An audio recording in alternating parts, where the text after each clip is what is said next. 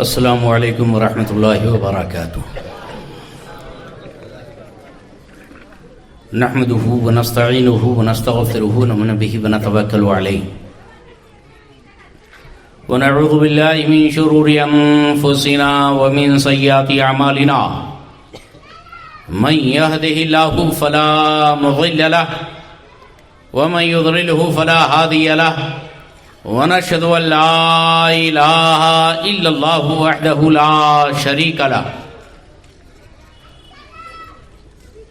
ونشهد أن لا إله إلا الله وحده لا شريك له ونشهد أن سيدنا ومولانا محمدا عبده ورسوله أما بعد فأعوذ بالله من الشيطان الرجيم بسم الله الرحمن الرحيم قل إن كنتم تحبون الله فاتبعوني يحببكم الله صدق الله العلي العظيم وصدق رسوله النبي الأمين المتين الكريم ونحن على ذلك لمن الشاهدين والشاكرين والحمد لله رب العالمين إن الله وملائكته يصلون على النبي يا أيها الذين آمنوا صلوا عليه وسلموا تسليما اللهم صل على سيدنا ومولانا محمد وعلى آل سيدنا ومولانا محمد وبارك وسلم صلاة وسلام عليك يا رسول الله وعلى آلك واصحابك يا نور الله صلى الله تعالى عليك وسلم غوث اعظم بمنی بے سرو ساما مدد قبلہ دی مدد کعبہ ایما مدد بگرداب بلا افتادہ کشتی ضعیفانو شکستاراتو پشتی بحق خواجہ عثمان ہارون مدد کن یا معین الدین چشتی مدد کن یا معین الدین چشتی مدد کن یا معین الدین چشتی سرورا شاہا کریمہ دستگیرہ اشرفا حرمت روح پیمبر یک نظر کن سوئے ما اے اشرف زمانہ زمانے مدد نما درہائے بستراز کلید کرم کشا۔ حاضرین گرامی محترم، آج کی یہ محفل، آج کا یہ اجلاس جو تحفظ ناموس رسالت و اصلاح معاشرہ کانفرنس کے نام سے منعقد کیا گیا ہے، یہ اپنے آپ میں بہت خاص ہے۔ آپ سوچ رہے ہوں گے بس جلسہ ہوتا ہے اور ہو رہا ہے، ایسا نہیں، بلکہ یہ جلسہ کچھ خاص ہے۔ اس کا ٹاپک، اس کا سرنیم اور اس کی ہیڈنگ جو آپ نے پڑھی ہوگی، سنی ہوگی، وہ ہے تحفظ ناموس رسالت و اصلاح معاشرہ کانفرنس۔ کیا مطلب ہوتا ہے اس کا؟ اس کے میننگ پر، اس کے مطلب پر، اس کے ارتھ پر کبھی توجہ کی ہے آپ نے؟ سمجھنے والوں کے لیے تو بہت آسان ہے جو اردو سے شغف رکھتے ہیں، لیکن چونکہ ماحول یہاں اتنے اردو کا ہے نہیں، مالیگاؤں جیسے، بھیونڈی جیسے، لہذا کچھ لوگ تھوڑے پریشان ہوتے ہوں گے کہ یہ کیا ایک دم بالکل گاڑھا قسم کا نام ہے۔ گھبرانے کی ضرورت نہیں۔ تحفظ کے معنی پروٹیکشن کرنا، حفاظت کرنا، پہرا دینا۔ ناموس یعنی عزت، آبرو، اس کو ناموس کہتے ہیں۔ رسالت یعنی رسالت مانے اللہ کا رسول ہونا۔ جتنے بھی خدا کے رسول گزرے ہیں، خدا کے پیغمبر گزرے ہیں، سب کی عزت کا پہرا دینا۔ بالخصوص جب کوئی عام لفظ بولا جاتا ہے تو اس میں سب سے افضل بھی مراد ہو سکتا ہے، اور وہ یہاں مراد ہے رسولوں میں سب سے اعظم و افضل امام الانبیاء والمرسلین، آقائے دو جہاں، سرور دو عالم، تاجدار کائنات حضرت محمد رسول اللہ صلی اللہ تعالی علیہ وسلم کی عزت اور آپ کی عظمت کے اوپر پہرا دینا، یہ ہے تحفظ ناموس رسالت۔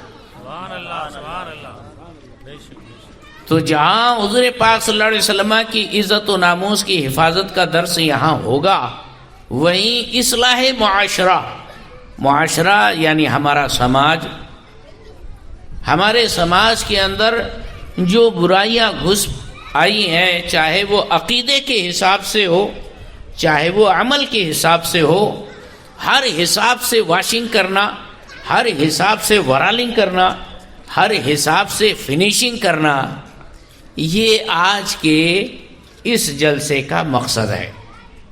اصلاح معاشرہ کا مطلب یہ نہیں کہ بس لوگوں کو دارو چھڑانا، سٹے جوا جگار کے خلاف بولنا اور لوگوں کو یہ ساری گندی چیزوں سے دور رکھنا، صرف اتنا ہی نہیں مقصد ہوتا ہے۔ معاشرے میں جو بھی برائیاں، ہمارے سماج میں بھی جو بھی خرابیاں آ گئی ہوں، چاہے وہ عمل کے متعلق ہو، چاہے وہ عقیدے کے متعلق اور ایمان کے متعلق ہو، ان ساری خرابیوں کو دور کرنا اصلاح معاشرہ ہے۔ کچھ لوگ اصلاح معاشرہ بولے تو بس میٹھی میٹھی بولو اور اعمال کی اصلاح کرو، اسی کو لے کر چلتے ہیں، حالانکہ ایسی بات نہیں ہے۔ معاشرے کے اندر صرف اخلاقی گراوٹ ہی نہیں پیدا ہوتی ہے، بلکہ عقیدے میں خرابی بھی پیدا ہوتی ہے، اور عقیدے کی خرابی کی اصلاح کرنا یہ بھی بعین ہی اصلاح معاشرہ ہی ہے۔ اس حساب سے آپ دیکھیں تو آج کے اس جلسے کا عنوان ہماگیر ہے، ہما جہت ہے، جہانگیر ہے، عالمگیر ہے۔ جناب عالمگیر کوکنی بھی بیٹھے ہوئے ہیں، ہر حساب سے یہ بالکل جامع اور معنی عنوان ہے، جہاں بھی آپ بولو گے وہ اس ٹاپک کے اوپر ہی بولنا ہوگا۔ عزیزان گرامی، درود پاک پڑھیں تو سیدھے میں عنوان پر کچھ بیان کرنا چاہوں گا، اس لیے کہ بہت زبردست جلسہ ہے۔ عنقریب ہمارے درمیان شہزادے غوث اعظم نبیر قطب کوکن حضرت اقدس فاتح خاندیش پیر سید عبدالقادر جیلانی میاں قبلہ یہ تشریف لانے والے ہیں، لہذا امام الانبیاء کے غلاموں، امام الانبیاء کا شہزادہ آئے گا، وہی سرکار پاک صلی اللہ علیہ وسلم کے عاشقوں کے سردار، امام العاشقین سرکار سیدنا صدیق اکبر کا بیٹا بھی آیا ہوا ہے۔ سبحان اللہ۔ ہاں، غوث پاک نے بھی اپنا بیٹا بھیجا، صدیق اکبر نے بھی اپنا شہزادہ بھیجا۔ یہاں حماد ملت حضرت اقدس علامہ و مولانا حماد رضا صاحب قبلہ مدظل العالی یہ بھی تشریف لانے والے ہیں، لہذا آپ حضرات جی کھول کر درود پاک پڑھے۔ اللہم صلی علی سیدنا و مولانا محمد و علی سیدنا مولانا محمد و بارک وسلم، صلاۃ و سلام علیک یا رسول اللہ وعلی آلک و اصحابک یا نور اللہ صلی اللہ تعالی علیہ وسلم۔ میں اتنا کوئی ماہر مقرر تو نہیں ہوں، لیکن بات بڑی پتے کی کرتا ہوں، اس لیے کہ جو دل پر گزرتی ہے وہی بولتا ہوں، چاہے کسی کو اچھا لگے یا برا لگے۔ اچھا لگے گا تو واہ واہ کرے گا، برا لگے گا تو کیا کر لے گا، میرا رزق دینے والا اللہ ہے نا۔ معاملہ یہ ہے کہ آج اصلاح عقائد اور عشق رسول پر درس دینا بہت زیادہ ضروری اور لازم و واجب ہو گیا۔ میں نے جس آیت پاک کی تلاوت کا شرف حاصل کیا، رب ذوالجلال نے اس میں ارشاد فرمایا کہ قل ان کنتم تحبون اللہ فاتبعونی یحببکم اللہ، میرے محبوب آپ کہہ دو اگر تم اللہ سے محبت کرتے ہو میری پیروی کرو، میرے نقش قدم پر چلو، اللہ تم سے محبت فرمائے گا، تم کو اپنا محبوب بنا لے گا۔ یہ آیت پاک خدا کے دربار تک رسائی کا سب سے شارٹ کٹ اور آسان نسخہ عطا فرما رہی ہے۔ ہر کوئی یہ کہتا ہے، دعویٰ کرتا ہے کہ ہم اللہ سے محبت کرتے ہیں، خدا سے محبت کرتے ہیں، کوئی کس انداز میں خدا کو راضی کرنے کی کوشش کر رہا ہے، تو کوئی گھنٹی بجا کر، تو کوئی کس طور پر، کوئی کس طور پر، کوئی جماعتوں میں گھما کر، تو کوئی باقاعدہ نعتیں سنا کر، کوئی صرف عبادتیں کرا کر، کوئی اوراد و وظائف میں راتوں دن گزار کر، اور کوئی تو نیک کام کرتے ہوئے۔ آخر کون سا راستہ صحیح ہے؟ وہی راستہ صحیح ہے جو مصطفیٰ نے بتایا اور مصطفیٰ والوں نے بتایا۔ سبحان اللہ، سبحان اللہ، بے شک۔ بات حقیقت میں یہ ہے کہ بادشاہ کے دربار میں پہنچنے کے لیے باقاعدہ اس کا پروٹوکول ہوتا ہے، اس کا طریقہ ہوتا ہے، اس کا انداز ہوتا ہے، باقاعدہ عرضی دینا پڑتی ہے، اور بادشاہ کے جو خصوصی دفتر والے ہیں اس عرضی پر غور و فکر کر کے آنے والے کا بیک گراؤنڈ چیک کرنے کے بعد مناسب سمجھتے ہیں کہ اس کو بادشاہ سے ملاقات کرا دینا چاہیے، تو باقاعدہ اس کو ٹائم دیتے ہیں۔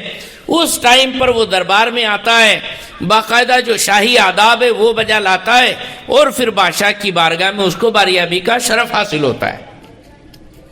یہ سارے کچھ جو قاعدے قانون ہے اس کو فالو کرنا پڑتا ہے۔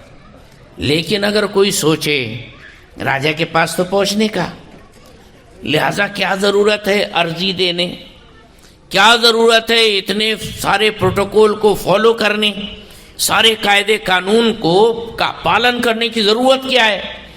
راجہ کے پاس پہنچنا ہے، چلے جائیں گے اوپر چھت کے اوپر، چھت پھوڑ کر باقاعدہ بادشاہ کے سامنے ٹپک پڑیں گے۔ ایسا کوئی بولے تو پہنچے گا بھلے بادشاہ کے پاس، لیکن ڈائریکٹ اس کو جیل کے اندر ڈالا جائے گا۔ صحیح بات ہے کہ نہیں؟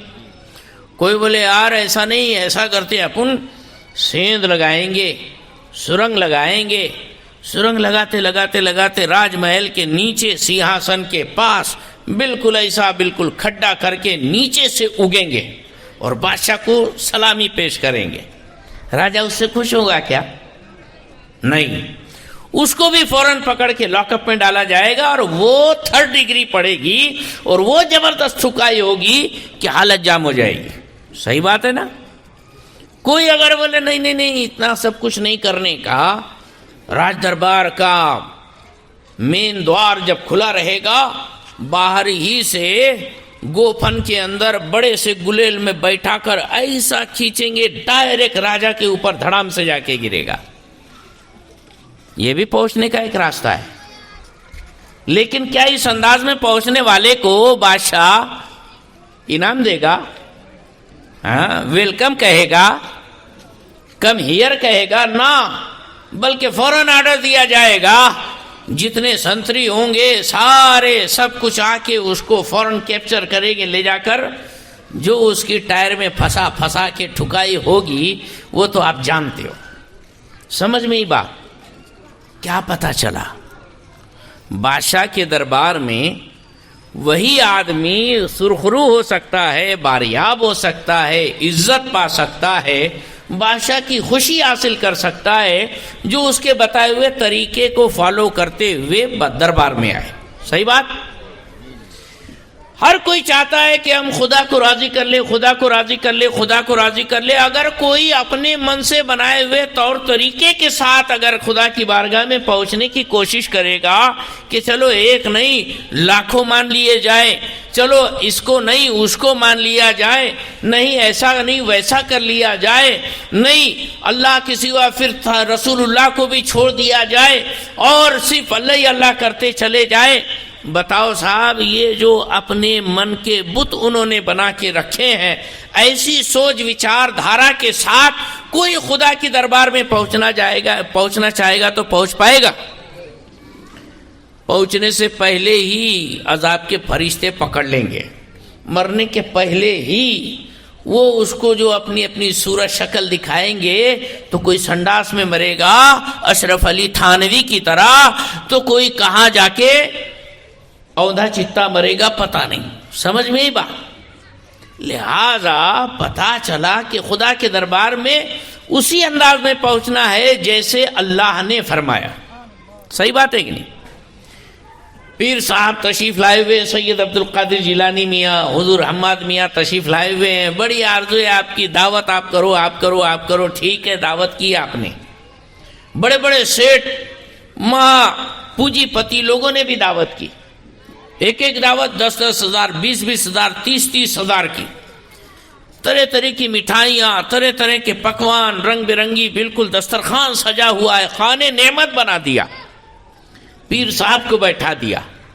اب پیر صاحب کھا رہے ہیں، تھوڑا سا ادھر، تھوڑا سا ادھر، تھوڑا سا ادھر، ادھر ادھر تھوڑا تھوڑا کھانے کے بعد جلدی سے ہاتھ دھو لیے، دعا کر لیے، اللہ تعالیٰ تم کو خوب برکت دے. سیٹھ صاحب نے کہا میں نے تو 40 ہزار خرچہ کیا، حضرت نے 100-200 روپے کا بھی نہیں کھایا ہے نا. یہ سارا میرا پلان بیکار رہ گیا، دوسرے ہی لوگ کھا رہے ہیں. حضرت جو ہمارے خاص تھے انہوں نے تو کچھ کھائے نہیں. دوسرے سیٹ نے بھی ایسی دعوت کی، حضرت نے تھوڑا تھوڑا کھا لیا. ایک بیچارہ غریب تھا، وہ حضرت کے پاس پہنچا، حضور میں بھی چاہتا ہوں میرے غریب کے یہاں آپ کے قدم پڑے، جو کچھ بھی نمک مرچی ہوگی آپ جو بولے آپ کے من کے حساب سے میں پکا دوں. حضرت نے فرمایا دیکھ بھیا ایسا کر، سادہ کھانا، کم تیل، کم مرچی، کم نمک والا، دال بھاجی ترکاری یہ جو بنا لے، بس زیادہ چربدار نہیں ہونا، فرائی ایٹم نہیں ہونا، تلے ہوئے میں ایٹم نہیں ہونا، ایسا ہو ویسا ہو. ٹھیک بنایا بیچارے نے، کیا تو بالکل جیسا ویسا سادہ سیدھا. حضرت گئے کھانے، بالکل کھائے، جم کے کھائے، جیسے تینوں چاروں گھروں میں 3-4 دن میں جتنا کھایا تھا اتنا تو اکیلے بیچارے غریب کے یہاں کھا لیے. کھانے کے بعد بہت جی کھول کھول کے دعا دے رہے ہیں، اللہ تجھے آباد رکھے، اللہ تجھے شاد رکھے، اللہ تجھے خوش رکھے. بھر پیٹ کھایا، آج بہت مزہ آیا. بیچارے سیٹ کروڑ پتی ارب پتی کھڑے ہوئے تھے، کہا کہ یہ کیا بات ہوئی صاحب، اس نے کیا کھلایا؟ ساگ پالا بھاجی، سادہ سیدھا کھانا، اس کی بڑی تعریف ہو رہی. میں نے تو 40-40 ہزار کے پکوان تیار کیے اور حضرت نے میری اتنی تعریف نہیں کی. دعا کی، بالکل نوازا ہم کو دعاؤں سے، لیکن اتنی خوشی کا اظہار نہیں کیا. کوئی حضرت کے بہت قریبی تھا پیر صاحب کے، پیر صاحب سے کہا حضرت سیٹھ صاحب ایسا بول رہے تھے کہ وہ غریب کی تو بہت تعریف کی ہے، ہماری اتنی تعریف کیوں نہیں کی ہے؟ کہا بیٹا معاملہ اصل میں یہ ہے کہ وہ بیچارے 2-3 پہلے جو دعوتیں تھی سب نے ایک دم ایک سے بڑھ کر ایک پکوان کا اہتمام کیا، اس میں کوئی شک نہیں. دنیا بھر کی نعمتیں دسترخوان پر جمع کر دی، اس میں کوئی شک نہیں. لیکن بڑا ذرا سوچ تو صحیح، پہلے میرا بائی پاس ہو چکا ہے، تیل کا کھاؤں گا تھوڑی دن جیوں گا، کیسے تیل کا کھا سکتا ہوں؟ پھر اوپر سے ایک دم بالکل لال پیلا ہرا نیلا طرح طرح کے بالکل خوفناک کلر دار ہیبت ناک وحشت ناک تلے ہوئے کھانے اور بالکل طرح طرح اسپائسی کیا بالکل مسالے دار چیزیں، وہ کھاؤں گا تو میری حالت جام ہو جائے گی، کل کا مرتا آج مر جاؤں گا. ڈاکٹر نے مجھے پرہیز کہا ہے حضرت جو ہے زیادہ تیل نہیں کھانا، تیل کھانا تو سپولا تیل کھانا، پھر اس کے بعد تلی ہوئی چیزوں سے پرہیز کرنا، زیادہ نمک نہیں کھانا، زیادہ مرچی مسالہ نہیں کھانا، یہ سب کچھ اوائڈ کرنا ورنہ ایسیڈیٹی ہو جائے گی، یہ ایسا اپچن ہو جائے گا، تکلیف ہو جائیں گی، لوز موشن ہو جائے گا. اتنی ساری پریشانیاں میرے ساتھ لگی ہے اور اس نے وہی ساری چیزیں بنائی تھی تو میں کھاؤں گا تو کتنا کھاؤں گا، کر کرا کے تھوڑا بہت کھا لیا. لیکن بیچاری اس غریب نے مجھ سے آ کے مجھ سے پوچھا آپ کو کیا چلتا بولو. ہفتے بھر سے گھر سے باہر پیڑ بھر کے من جیسا کھانا نہیں ملا، اس کو بولا اس نے ویسے ہی بنایا، بتاؤ جم کے کھاؤں گا کہ نہیں؟ جم کے کھایا تو جی بھر کے دعا بھی دیا. کیا پتا چلا؟ یہ صرف ایک قصہ ہے، کہانی ہے، کتھا ہے؟ نہیں. پتا چلا اگر کسی کے دل میں جگہ بنانا ہے تو پہلے اس کی دل کی پسند تو پوچھ لو. صحیح بات ہے نا؟ اللہ کی بارگاہ میں پہنچنا ہے تو پہلے اللہ سے طریقہ تو پوچھ لو. ہر کوئی اپنا اپنے طریقے سے خدا کی بارگاہ میں پہنچنا چاہتا ہے، نہیں پہنچ پائے گا۔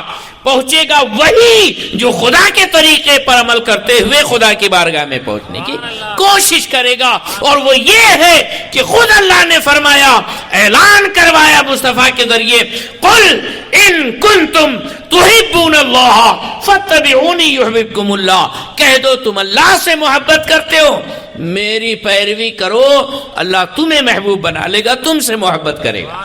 سبحان اللہ، نعرہ تکبیر، نعرہ رسالت، مفتی سید آصف اقبال صاحب قبلہ، علماء اہل سنت، سبحان اللہ۔ رسول اللہ کی پیروی کرنے کے لیے رسول اللہ سے سچی محبت بھی ہونا چاہیے، اس لیے کہ ان المحب لمن یحب یطیع، محبت کرنے والا جس سے محبت کرتا ہے اس کا کہا مان کر چلتا ہے، اس کے حکم کی فرما برداری کرتا ہے، اس کے کہے پر عمل کرتا ہے۔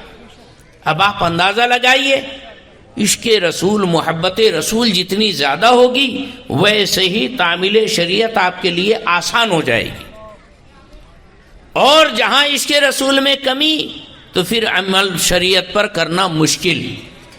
ارے اس دور میں بھلا کہاں اسلام پر عمل ہو پائے گا، اس دور میں بھلا کہاں اتنی سادگی کے ساتھ شادی ہو سکتی ہے، اس دور میں بھلا کیسے پاسبل ہے، یہ نہ ہو وہ نہ ہو، بغیر دھوم دھڑاکے کے شادی بھی میت لگے گی، ایسا سوچتا ہے انسان۔ لیکن جہاں عشق رسول بڑھ گیا تو صاحب شادی ویسے ہی شادی ہے جو حسن و حسین کی ہوئی تھی، جس انداز میں شادی سیدہ فاطمہ زہرا کی ہوئی وہی شادی ہے، ورنہ خدا و رسول کو ناراض کر کے کوئی کیسی کیوں نہ شادی دھوم دھمال سے کر لے، وہ شادی ہرگز شادی نہیں، وہ یقیناً اللہ و رسول کی ناراضگی کا سبب ہے۔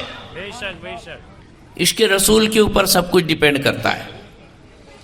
اعلیٰ حضرت عظیم البرکت امام اہل سنت عاشق ماہ نبوت سرکار امام احمد رضا فاضل بریلوی رضی اللہ عنہ سے پوچھا گیا، عشق رسول بڑھانے کا کیا نسخہ ہے؟ زبردست سوال۔ حضور سے جتنی زیادہ مضبوط محبت ہوگی اتنا ہی حضور کا احترام بھی ہوگا، اور حضور کی عزت اور ناموس کے اوپر پہرا دینے کا جذبہ بھی ہوگا، اور جہاں حضور سے محبت کم تو پھر وہ ویسا احساس بھی نہیں ہوگا۔ سمجھ میں ہی بات؟ اور جہاں عشق رسول میں ٹھنڈک پیدا ہو جائے، بالکل پھسکا حساب ہو جائے، تو پھر ہوگا کیا کہ وہ دور والا نرسی آنند بھرے برا لگے گا، لیکن باجو والا وہ ہبڑا نہیں سب چلتا، مل جل کے رہنا پڑتا، معاشرے میں ایک دوسرے سے کاروبار کرنا پڑتا، لہٰذا میٹھے میٹھے بول کے رہو، وہ کیا انہوں نے کنہوں نے بکا، کیا بکا، جانو وہ جانے، ان کا کام جانے، یہ تو ویسا نہیں بولتے نا، یہ تو ویسا نہیں کرتے نا، انہوں نے تو ایسی بکواس نہیں کری نا، ایسا بول کر چور راستہ نکالنے کی کوشش کرے گا وہ جس کے دل میں محبت رسول کا کی گرمی کم ہوگی۔ سمجھ میں ہی بات؟ اعلیٰ حضرت نے وہی پتے کی بات اور مین بیماری کی جڑ اور اس کا علاج پوچھ لیا، اس کے رسول کیسے بڑھایا جائے۔ سرکار اعلیٰ حضرت تو پھر اعلیٰ حضرت ہے۔ فتاوی رضویہ 14ویں جلد کے اندر اعلیٰ حضرت نے اس کا جواب ارشاد فرمایا، اس کے رسول کو امپروو کرنا ہے، بڑھانا ہے، انتی دینا ہے، اس میں ترقی دینا ہے، تو پھر سب سے پہلے تمہیں یہ کرنا ہوگا کہ زیادہ سے زیادہ درود شریف پڑھا کرو۔ پہلا کام درود شریف پڑھا کرو۔ درود شریف کی کثرت سے عشق رسول بڑھتا ہے۔ کیا بات ہے! پیارے آقا صلی اللہ علیہ وسلم کی بارگاہ میں صحابی رسول حاضر ہوئے، سرکار میں جو آپ پر درود شریف پڑھنا چاہتا ہوں، کتنا درود شریف پڑھوں؟ سرکار نے فرمایا جتنا زیادہ ہو سکے پڑھو۔ سرکار 1/3 دن بھر کے تہائی حصے کے برابر درود شریف پڑھی تو چلے گا؟ سرکار نے فرمایا ٹھیک ہے، چل تو جائے گا، ٹھیک ہے، اس سے زیادہ کرو تو اور بہتر۔ کہا اچھا، پھر میں پورے دن بھر کے نصف حصے یعنی نصف روز آدھے دن آپ پر درود پڑھوں گا، باقی دیگر اوراد و وظائف کروں گا، چلے گا؟ سرکار نے فرمایا ٹھیک ہے، لیکن اس سے زیادہ کرو تو اور بہتر۔ سبحان اللہ سبحان اللہ۔ پھر عرض کرتے ہیں حضور میں 2/3 دن کے 2/3 حصے آپ پر درود ہی پڑھتا رہوں گا، یہ کافی ہے؟ سرکار نے فرمایا یہ بھی ٹھیک ہے، لیکن اس سے زیادہ کرو تو اور بہتر۔ سبحان اللہ بے شک۔ عرض کرتے ہیں حضور تب تو میں ہمیشہ آپ پر درود پڑھتا رہوں گا۔ تو سرکار نے فرمایا یہ تمہارا ہمیشہ درود پڑھنا تمہاری تمام ضروریات کے لیے اللہ کی بارگاہ میں کافی ہو جائے۔ جو شے تیری نگاہ سے گزرے درود پڑھ، ہر جزو کل ہے مظہر انوار مصطفیٰ۔ درود پڑھنا، سلام پڑھنا، یہ ایمان کو جلا بخشتا ہے، روشنی دیتا ہے، اجالا پیدا کرتا ہے، بلکہ ایمان میں نئی جان پیدا کرتا ہے۔ سبحان اللہ۔ پھر اعلی حضرت نے فرمایا کہ کثرت درود کے بعد دوسرا طریقہ ہے کہ زیادہ سے زیادہ قرآن پاک کی تلاوت کرنا۔ قرآن پاک کی تلاوت کثرت سے ہونی چاہیے۔ اب بتاؤ صاحب، قرآن پاک کی تلاوت یہ تو بہت مشکل ہو گئی ہے نا، کیونکہ پڑھنا ہی نہیں آتا قرآن پاک، اور جو پڑھتے ہیں ان کے تلفظ ایسے ہیں، ان کا اچارن ایسا ہے، پروناؤنسیشن ایسا ہے کہ کدھر کا کدھر معنی ہو جاتا، نمازیں تک برباد ہوتی ہے۔ لہذا قرآن پاک پڑھنا سیکھنا یہ اہم الفرائض ہے۔ آپ کیا جانو، اللہ کے پیارے محبوب صلی اللہ علیہ وسلم نے ارشاد فرمایا میری بات مانو مت مانو لیکن رسول اللہ کی تو مانو گے نا۔ حضور کا فرمان مانو گے کہ نہیں مانو گے؟ سرکار فرماتے ہیں ادبوا اولادکم علی ثلاث خصال، اپنی اولاد کو 3 باتیں ضرور سکھاؤ۔ سبحان اللہ سبحان اللہ۔ اپنی اولاد کی تربیت 3 انداز پہ کرو، 3 عادتوں کو اپنی بچوں میں ضرور ڈالو، پیدا کرو۔ نمبر 1 حب نبیکم۔ سبحان اللہ سبحان۔ سرکار فرماتے ہیں سب سے پہلے اپنے پیغمبر کی محبت اپنی نسل اور اپنی اولاد میں منتقل کرو۔ یہ حضور نے ہر ماں کی ذمہ داری قرار دیا، ہر باپ کا فرض اولین قرار دیا کہ ہر ماں ہر باپ کو جنم دینے کے بعد میں اپنے بچے کے لیے سب سے پہلا گفٹ اگر دینا ہے تو وہ حب رسول کا۔ بے شک بے شک۔ خود ماں باپ اپنے بال بچوں کے دلوں میں عشق رسول کے بیج بوئے۔ سبحان اللہ۔ ماں جب درود شریف پڑھ پڑھ کر دودھ پلائیں گی، نعت مصطفیٰ پڑھ پڑھ کے دودھ پلائے گی، تلاوت قرآن کر کر کے دودھ پلائے گی، تو بتاؤ بچے کے دل میں عشق رسول کے انکور نہیں پھوٹیں گے تو اور کیا ہوگا؟ یا اللہ۔ لہذا آج جو ماحول ہے، ماحول کی گندگی کو بیان کرنے کی ضرورت نہیں ہے۔ گھر گھر کے اندر ٹی وی چلتا ہے، ناچ گانے ہوتے ہیں، ادرنگی عورتیں ناچتی ہے، پھر بولتے ہیں حضرت کے پاس حضرت میرے گھر میں برکت ہی نہیں۔ ارے کائے کو برکت، گھسنے کے لائق گھر تو بنا۔ سمجھ میں آئی بات؟ ہاں، جو نحوستیں، جو لعنتیں، جو کیا کہتے ہیں خرافاتیں دنیا بھر کے اندر پائی جائیں گی، وہ ایک اکیلے ہمارے گھروں کے اندر ٹی وی کی شکل کے اندر موجود ہے۔ صبح سے لے کر شام تک کتنے کچھ اس میں خرافاتیں ہوتی ہے اور کتنی تلاوتیں ہوتی ہے۔ ذرا کمپیریزن کرو، موازنہ کرو، تقابل کرو۔ قرآن تو ہمارے گھر میں اس وقت تک نہیں کھلتا جب تک بڑے میاں کی روح اٹک نہ جائے۔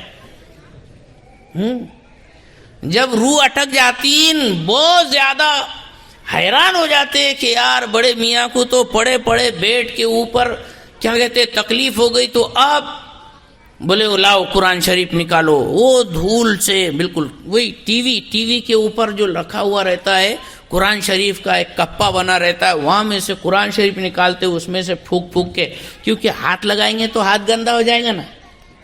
اس کے لیے قرآن کے اوپر بڑی پڑی ہوئی دھول کو پھونکوں سے دور کیا جاتا ہے، پھر اس کے بعد دھیرے دھیرے ہاتھ سے جھاڑا جاتا ہے، پھر اس کے بعد ہاتھ بھی جھاڑ کر صاف کیا جاتا ہے، پھر سوچتا تھوڑا سا رومالی کر لوں، پھر کوئی ٹاول وغیرہ کا کنارے سے تھوڑا صاف کر کے پھر اس کے بعد اماں اپنے کیا کہتے ہیں آنچل سے تھوڑا بہت صاف کر لیں گی، پھر بڑے میاں کو سورہ یاسین پڑھنا شروع کرتے. سورہ یاسین کیا رے بابا، ارے قرآن پاک کو اللہ تعالیٰ نے نسخہ شفا بنا کر عطا فرمایا، ہاں اس میں اللہ تعالیٰ نے شفا رکھی ہے، لیکن یہ دیکھو دور ایسا آ گیا ہے کہ جو نسخہ شفا تھا اس کو نسخہ موت بنا کر پڑھا جا رہا ہے، ہاں کہ جلدی سے مر جائے، آسانی سے روح نکل جائے. ہاں لیکن اللہ کا کرم، جس مقصد سے پڑھتا مقصد پورا ہو جاتا. ہاں جب ہی ایسی پھل پھل پھل پھل کر کے بتی پھڑکتی پھٹک سے روح نکل جاتی، اور امید اللہ سے یہ ہے کہ انشاءاللہ ایمان پر ہی خاتمہ ہوا ہوگا. اللہ کا کلام پڑھ کے روح نکلی ہے نا. ہاں اللہ تعالیٰ بہرحال دیکھو یہ ایسا ماحول آ رہا ہے، تلاوت قرآن نہیں ہوتی بھی تو بڑی مشکل سے ہوتی ہے. پھر جہاں انتقال ہو گیا تو اب باقاعدہ بھاڑے سے پڑھوایا جائے گا. 40 قرآن، ایک چادر، وہ چادر والے بیچارے وہ سائیکلے پہ پھرتے پھرتے دن بھر ٹیوشنہ دیتے ہوئے، اور وہ بولتے 3 چادر میری طرف سے، ایک چادر کا 1500 روپیہ. غلط، جھوٹ بات.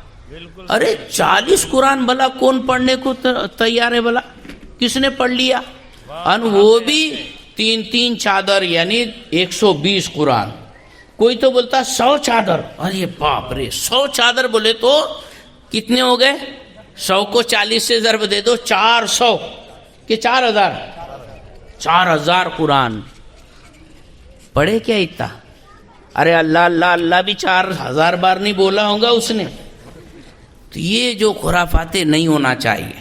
تو بہرحال تلاوت قرآن یہ اللہ کے رسول صلی اللہ علیہ وسلم نے ارشاد فرمایا، سب سے پہلے حب نبیکم و حب اہل بیتہ، اہل بیت رسول اللہ کی محبت تم اپنی اولاد کے دل میں ڈالو. اہل بیت رسول اللہ کی محبت، سادات کرام آ رہے ہیں، آنے والے ہیں، محبت ان کی اپنے دلوں میں ہونا چاہیے. حسن حسین کا جانثار ہونا چاہیے ہمارا بچہ. ہاں حب نبیکم و حب اہل بیتی و حب تلاوت القرآن، اور قرآن پاک کی تلاوت کی محبت دلوں میں ڈالنا چاہیے. اعلیٰ حضرت سے جب پوچھا گیا عشق رسول کیسے امپروو ہوگا تو فرمایا سب سے پہلے کثرت سے درود پڑھو، پھر کثرت سے تلاوت کرو. اعلیٰ حضرت نے جو عشق رسول کا نسخہ دیا، اللہ کے رسول نے پہلے ہی ماں باپ کی ذمہ داری عطا بنا دی کہ تلاوت قرآن کی محبت اپنے بال بچوں کے دلوں میں ڈالو. لیکن ہوتا کیا، انجمن میں بچوں کو اگر بھیجنا ہے تو اماں نہ منہ دھلائیں گی، نہ ناک صاف کریں گی، نہ کپڑے اچھے پہنائیں گی، بس جیسا ہے ویسی وہ پارے کی تھیلی اس کے گلے میں لٹکا کر بھیج دیں گی، جا ادھر. ہاں اب میرا کام تھا لگا دینا، اب وہ مولانا جانے، باجی جانے، وہ اللہ کا رسول جانے، وہ حساب سے. اب یہ گندا سندا بچہ وہاں پہنچا، اب ظاہر بات ہے کہ اس کے دماغ میں کتنی اہمیت پڑی بھلا انجمن کی اور اس مدرسے کی. اسکول میں جائیں گا تو باقاعدہ نہلا دھلا کر استری کیا ہوا باقاعدہ اس کو کپڑا پہنایا جائے گا، بوٹ، اور اوپر سے بالکل زبردست تیاری کرا کے بالکل شہزادے کے جیسے رکشے میں بیٹھا کے پھر ہائے ہائے بائے بائے ٹاٹا ٹاٹا کر کے اس کو رخصت کریں گے. انجمن میں بس چھوڑ دیا اللہ کے نام پہ، جا بیٹا، وہ بھی لاکھ کی سید میں چلے جاتا. اور پھر وہاں جا کے جو ادھم مستی کرتا ہے، جو دھما چوکڑی مچاتا ہے، حضرت بھی تو حضرت ہے نا، پھر کب تک بیچارہ برداشت کرے گا اللہ کا بندہ. ایک نہیں، ایک جان پر یہ 40 جنات سوار کر دیتے، تو پھر اگر حضرت نے کچھ ڈانٹ دیا، بول دیا، پھٹکار دیا، ایک ہاتھ چپت لکھا دی، اتنی انگار اتنی انگار اتنی انگار، حضرت کائکو مارے، کتنی منتوں کا ہے، کتنی مرادوں کا ہے، اور کتنے مطلب کیا کہتے ہیں آرزو و تمناؤں کا نہیں مارنا چاہیے تھا، وہ حضرت کا پورا شجرہ کھنگل جاتا۔ غلط بات ہے یہ۔ حضرت آپ کو عرش کی کتاب پڑھا رہے ہیں بچے کو، ہاں، جس کی تعلیم بلکہ جس کی ذمہ داری حضور نے ماں باپ پہ ڈالی تھی، وہ ذمہ داری ایک عالم دین اور مکتب کے استاد ادا کر رہے ہیں، باجی ادا کر رہی ہے، اور باجی کے ساتھ اتنی بے رخی اور بے ادبی کا برتاؤ، یہ غلط بات ہے۔ جس قوم میں معلم، استاد، ٹیچر کا احترام رہے گا، چاہے وہ مدرسے کا استاد ہو، چاہے وہ اسکول کا استاد ہو، چاہے وہ کالج کا استاد ہو، چاہے وہ یونیورسٹی کا استاد ہو، جو بھی پڑھانے والا ہے اس کا احترام اور اکرام دل میں موجود ہونا چاہیے۔ بے شک بے شک۔ یہ حضرت مولا علی فرماتے ہیں اگر کوئی مجھے ایک بات سکھا دے تو میں اس کا غلام ہے، اور واقعی سچی کا غلام ہے، وہ چاہے تو مجھے بیچ کر میری قیمت سے اپنی ضرورتیں پوری کر لے۔ یہ مقام ہوتا ہے استاد کا، لیکن یہاں استاد کا کوئی احترام نہیں۔ تو بہرحال یہ 3 باتیں حضور نے ارشاد فرمائی، حب نبیکم و حب اہل بیتہ و حب تلاوت القرآن، نبی کی محبت، اہل بیت کی محبت، تلاوت قرآن کی محبت اپنے بچوں کے دلوں میں ڈالو۔ اعلیٰ حضرت فرماتے ہیں عشق رسول بڑھانے کا طریقہ درود شریف کی کثرت، تلاوت کی کثرت۔ اور تیسرا طریقہ کیا ہے؟ سرکار فرماتے ہیں عشق رسول بڑھانے کا تیسرا طریقہ یہ ہے کہ سیرت النبی پڑھی جائے، حضور کی سیرت، جیون کتھا، حیات کے واقعات، یہ زیادہ سے زیادہ پڑھے جائے۔ سبحان اللہ۔ اور چوتھا طریقہ کیا ہے؟ سرکار اعلی حضرت امام اہل سنت عاشق ماہ نبوت رضی اللہ تعالیٰ عنہ ارشاد فرماتے ہیں کہ جہاں یہ 3 چیزیں ہو گئی تو چوتھی چیز یہ ہے کہ اچھی آواز والے سے نعت رسول سنی جائے۔ سبحان اللہ سبحان اللہ۔ اچھی آواز، اچھے انداز والے سے نعت رسول سنا جائے، بے شک بے شک۔ اس سے بھی عشق رسول میں بڑھوتری ہوتی ہے۔ لیکن نعت رسول کی ایک بات ہے، جب ہم چھوٹے تھے تو نعت پڑھنے والے گنے چنے ہوتے تھے، ہے نا، اور وہ بھی بیچارے وہ جو سیدھے سادے گاؤٹھی انداز میں پڑھتے تھے، لیکن پڑھتے پڑھتے پڑھنے والا بھی روتا تھا، سننے والا بھی روتا تھا۔ صحیح بات ہے کہ نہیں؟ پتہ نہیں کتنا مزہ آتا تھا، اتنا اچھا لگتا تھا، پورے محفل پر روحانیت طاری ہو جاتی تھی، نور کی بارش محسوس ہوتی تھی، دل میں کچھ الگ سی کیفیت طاری ہوتی تھی، ذہن و فکر و خیال میں بڑی پاکیزگی کی بالکل لہریں چلا کرتی تھی۔ سمجھ میں آیا؟ کبھی ہوتا ہے ایسا، کبھی بیان سنتے سنتے کبھی آپ کے دل میں عشق رسول کی ایک دم بالکل امنگ پیدا ہو جاتی ہے، نعت رسول سنتے سنتے دیوانگی کی حد تک انسان بے قابو ہو جاتا ہے، جی کہتا ہے کپڑے پھاڑ دوں، کیا کروں کیا نہیں کروں۔ یہ جو ہوتا ہے نا، یہ اللہ کی طرف سے رحمت کے نفحات چلتے ہیں، ہے نا، رحمت کی لہریں چلتی ہیں، لہریں، خدا کی رحمت کی لہر جب بیدار ہوتی ہے، امنگ جب دل میں پیدا ہوتی ہے تو یہ حالت اور یہ کیفیت بنتی ہے۔ یہ کیفیت کو بھی آپ باقی رکھ سکتے ہو۔ عشق رسول کو امپروو کرنا ہے تو اس کیفیت کو بھی آپ باقی رکھ سکتے ہو۔ ضروری کیا ہے کہ پہلے آپ توجہ دیں کہ میری وہ کیفیت کب اور کیوں بنی تھی۔ تو ظاہر بات ہے کہ جو سچویشن یا جو حالت میں آپ کی وہ کیفیت بنی تھی اس کو بار بار اپنانے کی کوشش کریں۔ وہ اشعار جن کو سن کر آپ کے اندر کیفیت بنی تھی کبھی اسی کو تنہائی میں سنیں۔ اور آج کل جو نعت پڑھنے کے طور طریقے الگ الگ اسٹائل کے، وہ بیچارہ وہ افریقی آ جاتا ہے، پھر وہ کوئی دوسرا آ جاتا ہے، بالکل محفل والے بھی اچھل کود مچاتے ہیں جیسے ڈسکو ڈانس چل رہا ہوں۔ یہ نعت نہیں، یہ نعت کی توہین ہے۔ نعت کو نعت جیسا پڑھا جائے، ایک کیفیت ہونی چاہیے، ایک بالکل دل کے اندر وہ کیفیت اور جذبات ہونے چاہیے. اعلیٰ قسم کے اشعار نہایتی ادب کے دائرے میں پڑھے جائیں. یہ ضروری نہیں کہ جب تک سامنے والا اچھل کر اڑی مار کر کرسی نہ توڑ دے تب تک کہ آپ اچھے نعت خواں نہیں ہیں، ایسا نہیں. اللہ کے رسول نے قبول کر لیا، بڑی بات ہے.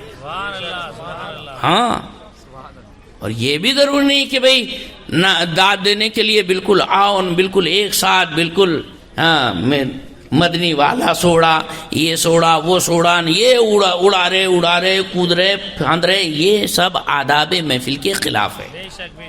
تو نعت پاک وہ بھی مؤدب نعت خواں سے اچھی آواز میں ادب کے دائرے میں کبھی تنہائی کے اندر آپ سنو، اس سے لذت حاصل کرو، آپ کے عشق رسول میں بڑھوتری ہو. اور جہاں عشق رسول مضبوط ہوا تو پھر وہ گستاخ رسول کہیں دنیا کے کسی بھی کنارے کا ہو یا بازو کا رہنے والا ہو، وہ بھی آپ کو برا لگنے لگے گا. ہاں، ایسا نہیں کسی کو اس نے ایسا بول دیا تھا تو وہ غلط ہو گیا، فرانس والے نے کارٹون بنا دیا تھا وہ غلط ہو گیا، اور بازو میں گلی محلے والے میں یا رنگ بدلو نے جو باقاعدہ سنیت کا لبادہ اوڑے ہوئے منافقانہ انداز میں سنیوں کے بیچ میں رہتا ہے، اس کے ساتھ بھی اچھے رشتے بنا کے رہتے ہیں. جیسے ہوا نا مالیگاؤں کے اندر ایک صاحب نے ان 24 نمبروں کے گرو گھنٹالوں کو گنڈا کہہ دیا. بھلے ان گنڈوں نے حضور کی شان میں توہین کی تو سامنے والے کو جو مرچی لگی نا، گنڈے کے پلے کو، ہنڈے مٹکے کو، کلسی کو، لوٹے کو اگر کبھی مرچی لگی تو اس کی نہیں کہ اس نے حضور کی شان میں توہین کرا تو برا کرا، نہ، وہ حضور کی شان میں کیا بولا، اس نے جو بولا اس کا اچھا مطلب ہوتا، تو نے جو گنڈا بولا وہ برا بولا. حیرت کی بات ہے کہ نہیں؟ اس کو حضور کی توہین کی فکر نہیں ہے، اس کو اس کے گرو گھنٹال کو گنڈا بولنے کی فکر ہے. گنڈا چکائی کو بولا، سمجھ میں آ رہی بات؟ یہ وہابڑوں کے، جماعتیوں کے وچار دھارا پر توجہ کرو.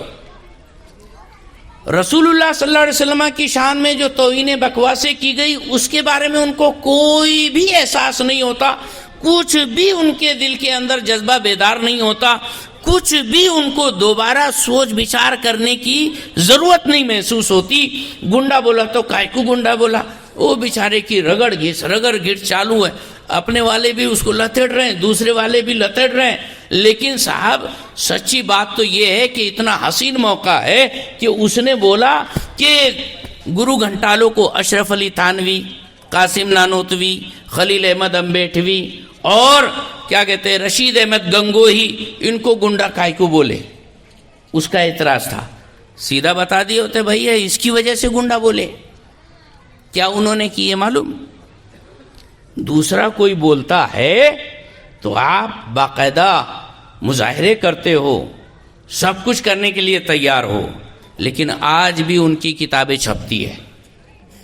اعلیٰ حضرت امام اہل سنت نے ان 4 گنڈوں کی عبارتوں کو لکھ کر، اس کے اوپر فتویٰ لکھ کر، ان کو دائرہ اسلام سے خارج ہونے کا فتویٰ لگا کر، اس وقت حرمین طیبین میں جہاں ترکستان کی حکومت تھی، سنی خوش عقیدہ مسلمانوں کی حکومت تھی، وہاں کے فقہا اور مفتیان کرام کے سامنے سوال کیا کہ یہ جو ہمارا فتویٰ جو ان کے اوپر کفر کا ہے گستاخی رسول کی وجہ سے، یہ صحیح ہے کہ نہیں، آپ بتاؤ.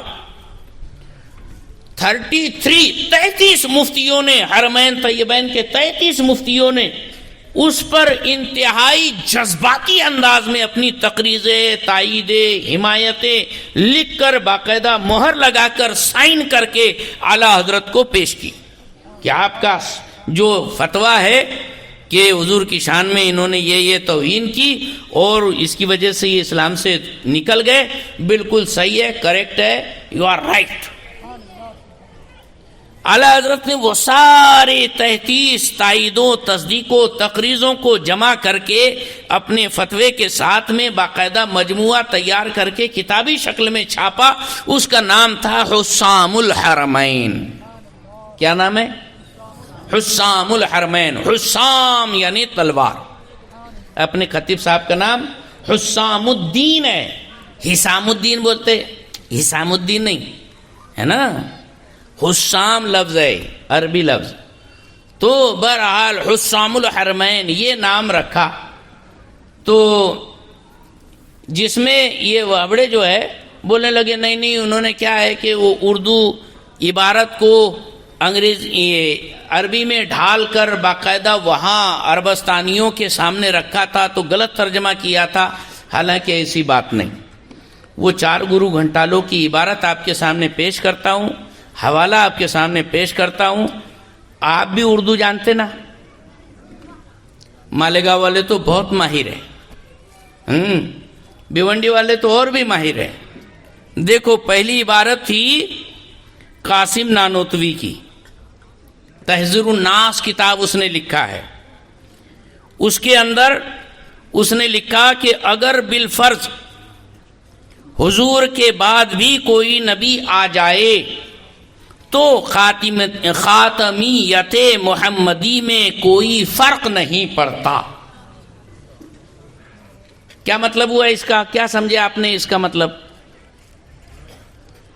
حضور کے بعد کوئی نبی آ جائے تو حضور خاتم النبی رہیں گے، ان کے خاتم النبیین ہونے میں کوئی فرق نہیں آئے گا.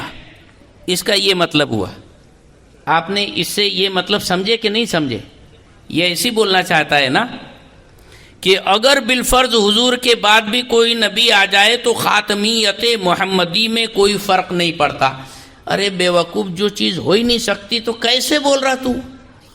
حضور نے فرما دیا لا نبی آبادی، میرے بعد کوئی نبی آنے والا نہیں.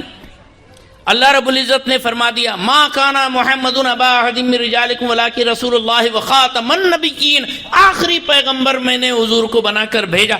جب اللہ ان کو آخری بتا رہا ہے تو کون ہے جو حضور کے بعد بھی کسی پیغمبر کے آنے کو پاسبل کہنے والا؟ صحیح بات ہے کہ نہیں؟ تو یہ یہاں پر ختم نبوت، حضور کے آخری نبی ہونا، یہ عقیدہ بنیادی عقیدہ ہے اہل سنت و جماعت کا. یہ اس کا انکار کرنا کفر کلامی ہے، ڈائریکٹ انسان دائرہ اسلام سے خارج ہو جاتا. اعلی حضرت نے اس پر تنبیہ کی. لکھنے والا مر گیا تھا 30 سال پہلے. 30 سال کے بعد جب اعلی حضرت نے اس کے فالوورز کو توجہ دلائی کہ دیکھ رہے بابا تیرے مولانا نے ایسا لکھ کے مرا، تو بولے نہیں ایسا کائے کو لکھیں گے، وہ تو اتنے بڑے مولانا، وہ تو اتنے بڑے حضرت تھے، وہ تو حضرت جی تھے، وہ ایسا غلطی کائے کو کریں گے؟ بولتے نا آج کل لوگ امپاسبل، ایسا اسمبھو، ایسا ناممکن ہو سکتا ہے. کیا تم ہی صرف اللہ سے محبت کرتے، رسول اللہ کی عزت تم ہی کرنا جانتے کیا؟ وہ لوگ کیا کلمہ نہیں پڑھتے کیا؟ وہ لوگ کیا نماز نہیں پڑھتے کیا؟ وہ لوگ کیا حج نہیں کرتے کیا؟ وہ لوگ خیر خیرات نہیں کرتے کیا؟ وہ تو گھر بار چھوڑ کے جماعت میں نکل جاتے، سال 5 سال باہر رہتے، گھر پہ آتے تو 2-3 بچے پیدا ہوئے رہتے. سمجھ میں ہی بات؟ ہاں، پھر بھی وہ بیچارے اللہ واسطے گھومتے رہتے. تو بھائی معاملہ یہ ہے کہ یہ تو بیچارہ جو کچھ بھی ہے یہ 60-70 سال کے اندر ہی جو کچھ کیا. ابلیسوا کروڑوں سال تک عبادت کرتا رہا، پھر بھی ڈنڈی مارا تھا نا اس نے. حضرت آدم علیہ السلام کی شان میں توہین کرا تھا نا اس نے. ایک توہین رسول کی بنیاد پر آدم علیہ السلام جو نبی رسول نہیں ہے، جو نبی ہے، نبی کی توہین کرنے کی وجہ سے وہ ابلیسوا لعنتی بن گیا. یہ رسول بلکہ امام الانبیاء والمرسلین کی توہین کر رہے ہیں اور سراسر توہین کر رہے ہیں. کلام ربانی کا بھی انکار ہو رہا ہے. اب بتاؤ صاحب، یہ دائرہ اسلام میں رہیں گے کہ خارج ہوئیں گے؟ ایک بات یہ ختم نبوت کا انکار کیا. پھر اس کے بعد رشید احمد گنگوہی نے اپنی کتاب میں لکھا ہے اللہ جھوٹ بول سکتا ہے. اللہ جھوٹ بول سکتا، بولے کائے کرے؟ تو بولے وہ کیا ہے کہ انسان جھوٹ بول سکتا تو اللہ جھوٹ کیوں نہیں بول سکتا؟ اللہ اگر جھوٹ نہ بول پائے عام انسان جھوٹ بول لے تو عام انسان کی شکتی اللہ سے بڑھ جائیں گی. یا اللہ، کوئی بیچارہ نیک انسان جس کے بارے میں بولے کہ یار انہوں نے چوری کرے، تم کیا بولے؟ ارے وہ چوری کر ہی نہیں سکتے. بولتے کہ نہیں بولتے؟ جب ایک عام انسان کے بارے میں آپ بول لیتے ہو کہ وہ چوری کر ہی نہیں سکتے، وہ جھوٹ بول ہی نہیں سکتے، وہ دھوکہ دے ہی نہیں سکتے، یہ کیسے گئے گزرے لوگ ہیں جو اللہ کے بارے میں بولتے ہیں اللہ جھوٹ بول سکتا؟ اسی لیے کہتے ہیں علامہ نظامی علیہ رحمہ فرماتے تھے خدا جب دین لیتا ہے تو عقل چین لیتا ہے. تو دوستو، گستاخان رسول اگر کبھی فرانس میں پیدا ہو جائے تو یہاں آپ کے تلمل ہو جاتی ہے نا، کہیں دوسرے صوبے میں پیدا ہو جائے تب آپ بالکل سرتا پا احتجاج بن جاتے ہو. یہ خبثہ آپ ہی کے معاشرے میں گھوم رہے ہیں. تبلیغی جماعت والے، وہابی جماعت والے، دیوبندی، جماعت اسلامی، غیر مقلد، ان کے یہ عقیدے ہیں. یہ چاروں کو اپنا پیشوا مانتے. کیسے اس نے ڈیفینس کیا؟ بولے ان کو گنڈا کہہ کیوں بولے، گنڈا کہہ، اور اس کو بولے ارے بھائی اس وجہ سے بولے کہ اس نے اللہ کو جھوٹ بول سکتا ہے ایسا لکھا، اس نے بولا حضور کے بعد کوئی پیغمبر آ سکتا ہے ایسا لکھا، اس کے واسطے اس کو گنڈا بولے. نہیں ایسا کیسے بول سکتا، وہ گنڈا ہو ہی نہیں سکتے. ارے واہ رے واہ، تجھے رسول اللہ کی عزت کا کوئی خیال نہیں آ رہا اور بھامٹوں کی عزت کا خیال آ رہا. سمجھ میں آ رہی نا بات؟ ہاں. اور براہین قاطیہ، یہ خلیل احمد امبیٹوی ان کا ایک مولانا ہے، اس نے لکھا ہے براہین قاطیہ کے اندر شیطان اور ملک الموت کو یہ وسعت علم یعنی علم کی کثرت نص سے ثابت ہوئی، قرآن اور حدیث کی خاص آیتوں اور دلیلوں سے ثابت ہوئی. فخر عالم کی وسعت علم کی کون سی نص قطعی ہے؟ کیا بولا اس نے؟ شیطان ملک الموت کو بہت زیادہ علم ہونا قرآن و حدیث سے ثابت ہے، حضور کے واسطے علم ہونا قرآن و حدیث کی کوئی آیت سے ثابت نہیں ہے، ایسا بولنا چاہتا ہے. کون سی نص سے ثابت ہے جس سے تمام نصوص کو رد کر کے ایک شرک ثابت کرتا ہے؟ یہ اس نے بتایا کہ حضور کے لیے اگر علم غیب مانتے ہو تو یہ معاذ اللہ شرک ہے، اور شیطان اور ملک الموت کے لیے علم تو باقاعدہ قرآن و حدیث سے ثابت ہے.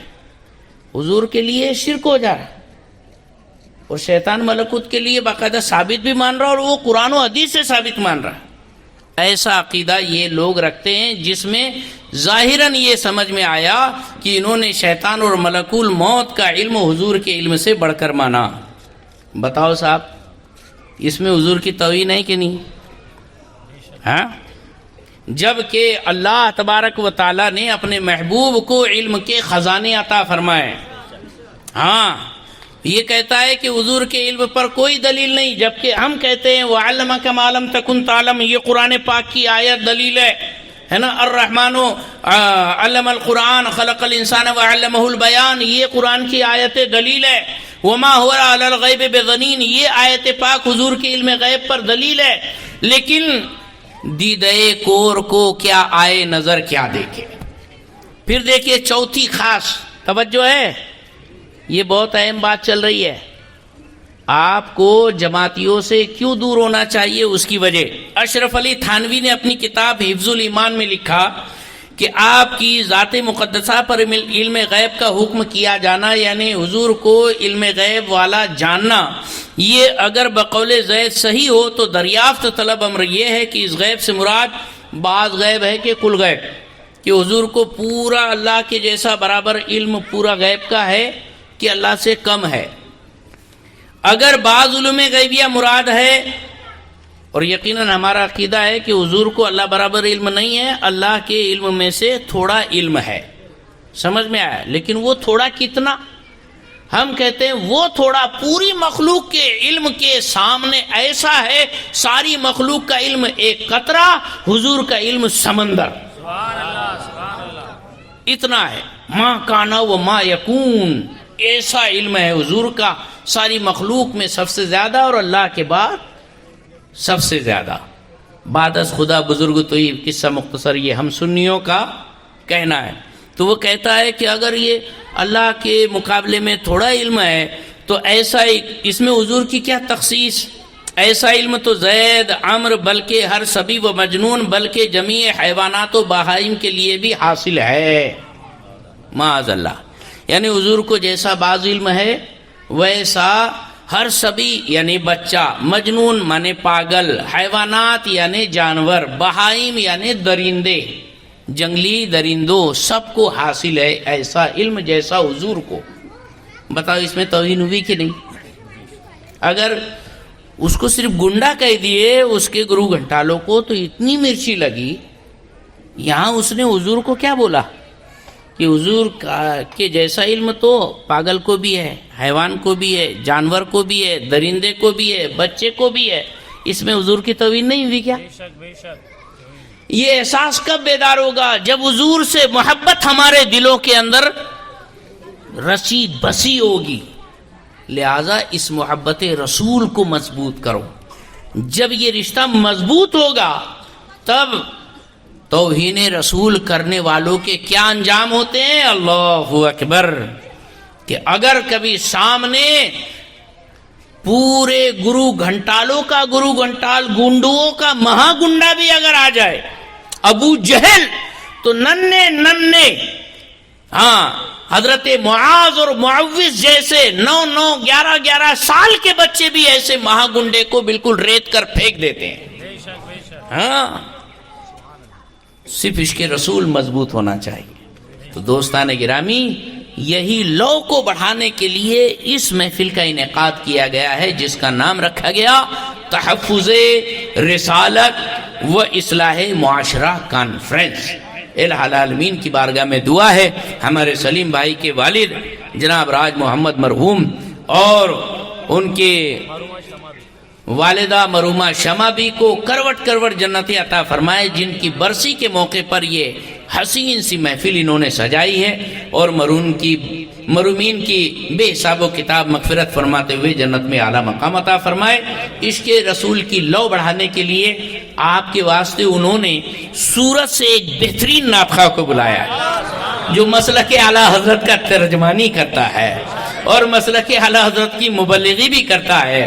لہذا سنو، دیکھو نعت کیسے سنتے ہیں اور کیسے پڑھتے ہیں، ان سے اللہ تبارک و تعالیٰ ان کو خوب خوب برکتیں عطا فرمائے۔ میری مراد جناب صابر رضا صاحب ہے، انشاءاللہ وہ آئیں گے اور پیاری پیاری نعت سنائیں گے۔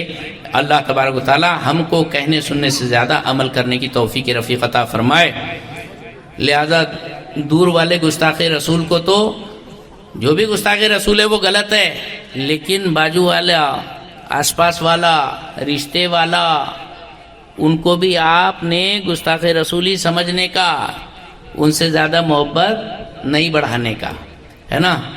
سرکار تاج الشریعہ نے یہی تو فرمایا کہ جو نبی سے ہو جو بیگانہ، اسے دل سے جدا کر دے، پدر مادر برادر جان و دل ان پر فدا کر دے، لحد میں عشق رخ شہ کا داغ لے کے چلے، اندھیری رات سنی تھی چراغ لے کے چلے۔ سبحان اللہ۔ اللہ تبارک و تعالی عمل کی توفیق عطا فرمائے۔ السلام علیکم۔